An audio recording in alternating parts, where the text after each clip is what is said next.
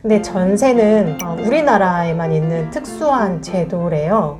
사적인 집주인과 나와의 사적인 계약 관계이기 때문에 문제가 발생할 수도 있는 거죠. 이 문제가 발생한 거는 갭 투자 때문인데, 그래서 그런 문제 때문에 전세 보증보험 같은 게 거의 뭐 의무화 되듯이 들어놓긴 하는데 문제가 있습니다. 청약통장은 2만 원에서 한 달에 50만 원까지 납입은 할 수가 있어요. 그런데 인정하는 금액은 50만 원까지 넣어도 돼. 근데 우리가 인정하는 거는 25만 원까지만 할게. 이렇게 작년 11월에 바뀌었거든요. LH에서 일반 분양을 할 때는 납입액이 많은 사람 순으로 1등, 2등을 자르기 때문에 많이 오래 납입을 한 사람이 좋겠죠. 그럴 경우에 25만 원이 의미가 있고요.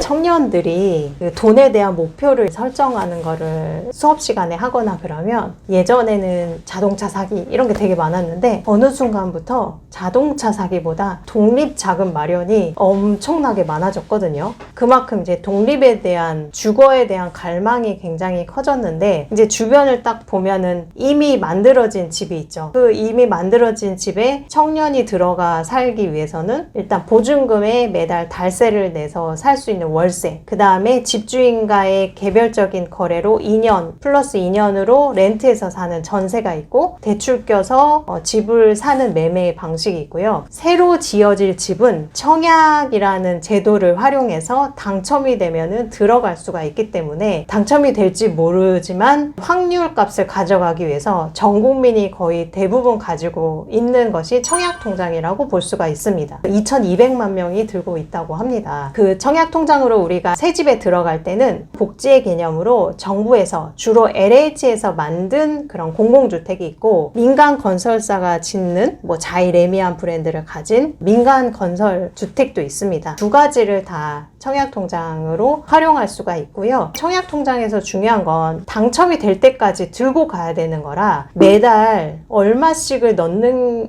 게 나을까, 이 고민을 할 수가 있잖아요. 청약통장은 2만 원에서 한 달에 50만 원까지 납입은 할 수가 있어요. 그런데 인정하는 금액은 50만 원까지 넣어도 돼. 근데 우리가 인정하는 거는 25만 원까지만 할게. 이렇게 작년 11월에 바뀌었거든요. 원래는 10만 원이었는데 이제 전세 사기랑 이런 것들을 이제 해결해야 되다 보니까 요 납입 인정 금액을 많이 올렸습니다. 그래서 고민해야 될 거는 2만 원 아니면 25만 원, 둘 중에 하나의 금액으로 납입을 하는 게 맞겠죠. 애매하게 10만원, 15만원, 7만원, 30만원 이런 거는 별로 의미가 없을 수 있겠죠. 그러면 25만원이 의미가 있는 거는 LH에서 분양하는 것까지 내가 확률로 가져가겠어. LH에서 일반 분양을 할 때는 납입액이 많은 사람 순으로 1등, 2등을 자르기 때문에 많이 올해 납입을 한 사람이 좋겠죠. 그럴 경우에 25만 원이 의미가 있고요. 소득공제, 연말정산할 때 공제를 받기 위해서 25만 원씩 납입하는 게 의미가 있을 수 있습니다. 근데 지금은 25만 원으로 늘어났기 때문에 청년과 관련된 그런 것들은 과도기적으로 10만 원씩 보는 경우가 있거든요. 그래서 2만 원, 10만 원, 25만 원 중에 하나의 금액을 선택하는 게 좋고요. 지금 정부에서는 LH에서 분양을 많이 한다고 하니 이제 소득이 고정적으로 나오는 상황이시라면은 매달 25만 원씩 한 5년 정도는 납입하시는 게 의미가 있을 것 같습니다. 그리고 또 하나 중요한 거는 청약통장에도 청년 청약통장이 따로 있거든요. 그래서 갈아탈 수 있는 조건이면은 바꿔놓으시는 게 도움이 되거든요. 여기에도 기준이 소득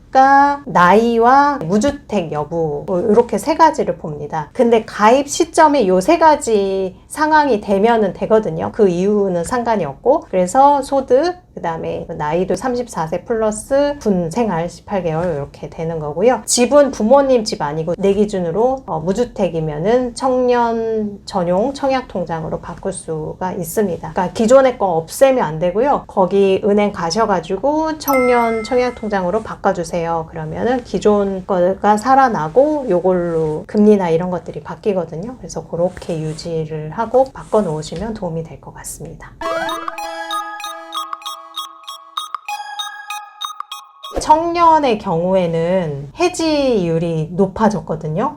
뭐 우리는 나이도 안 되고 무주택 기간도 뭐 40 몇 살이 돼야 된다는데 뭐 우리는 의미가 없겠어. 그리고 해지하는 경우가 있는데, 이 청약통장은요, 일반 공급도 있지만 특별 공급도 있어요. 정책적 사회적 배려가 필요한 계층에게 우선적으로 공급하는 특별 분양이 비중이 상당히 높습니다. 그런데 이 비중 상당히 높은 거에 결혼해서 자녀가 어린 경우에 몰빵으로 되게 좋아지고 있거든요. 그래서 없애지 마시고요. 언제 결혼하실지는 모르겠지만 결혼해서 자녀가 어릴 때까지는 이 청약통장이 상당히 의미가 있기 때문에 그때까지는 해지하지 않고 잘 들고 간다, 이렇게 생각을 하시고요. 청년 청약통장으로 당첨이 된다 그러면 정부에서 더 저금리로 대출 상품 연계하는 것까지도 만들어 놨거든요. 그래서 청년 전용 청약통장은 없어지지 않고 이제 계속 갈 것 같으니까 갈아타 놓으시면 좋을 것 같습니다.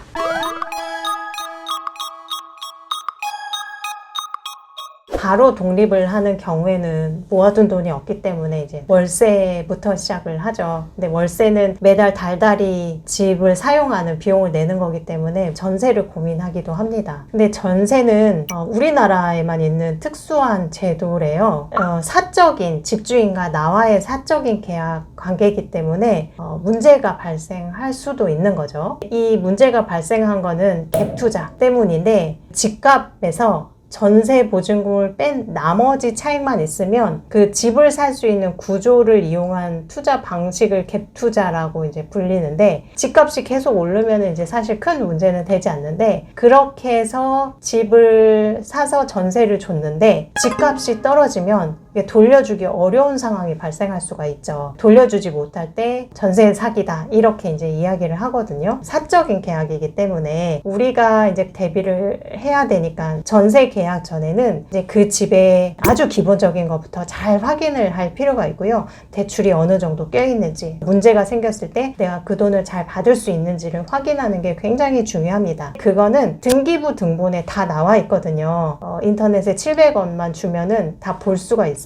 등기부 등본을 확인을 하시고요. 요거는 이제 집의 생활기록부라고 보시면 됩니다. 그래서 소유권, 대출이 어느 정도 되는지를 확인하시고, 내 전세금이랑 거기에 기재되어 있는 대출 금액이 집값보다 크면은 들어가면 안 되겠죠. 문제가 생길 수 있기 때문에. 그래서 그런 문제 때문에 전세 보증보험 같은 게 거의 뭐 의무화 되듯이 들어놓긴 하는데, 문제가 있습니다. 이 전세 보증 보험도요, 들 수 있는 게 이미 계약을 하고 계약서를 들고 가야지 보증 보험을 신청할 수가 있어요. 그런데 문제가 발생해서 보증 보험이 가입이 안 될 수도 있잖아요. 근데 이미 계약한 뒤에 보증 보험을 드는 거기 때문에 계약 전에 등기부 등본 보고 문제가 있는 집인지 없는 집인지를 확인하는 게 제일 중요합니다.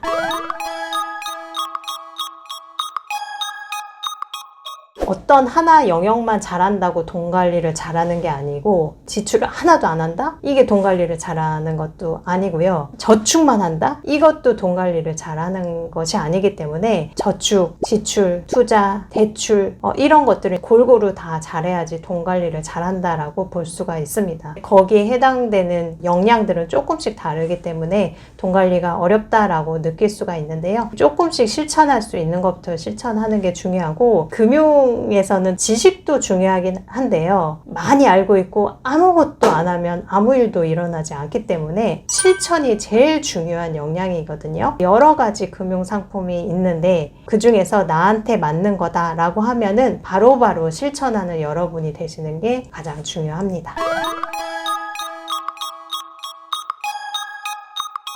투자에 관심이 많으시겠지만 제일 중요한 거는, 여러분의 대학행은 내가 하고 싶은 거에 시간을 더 많이 투자하고 몸값을 높이는 작업을 하는 게 더 중요한 겁니다. 거기에 투자 공부가 아니고 내 공부를 하고 네트워크를 만들고 이런 것들이 더 중요하고요. 돈 관리는요, 통장 세팅을 잘 해놓고 지출은 예산 설정하고 지출에 맞게 1금융권, 은행권 통장과 특별 지출을 위한 위한 CMA나 인터넷은행 통장 서브로 하나 만들어 놓고 선저축으로 목표별로 금리가 높은 적금, 정부 정책적인 적금 상품, 목표가 긴 거는 투자 상품. 그런데 여기에도 세제 혜택을 주는 ISA 통장 같은 것들이 있으니까 그런 것들을 잘 활용을 하시고요. 청약 통장도 2만 원, 25만 원 중에 나한테 맞는 액수를 통장 세팅을 잘 해놓고 무던하게 쭉 복리 효과를 불릴 수 있도록 시간의 힘을 잘 활용을 하셨으면 좋겠습니다. 여러분의 무기는 자산이 아니고요. 자산이 없는 건 너무 당연한 거고 시간의 힘으로 부자가 되는 거를 반드시 잊지 않으셨으면 좋겠습니다.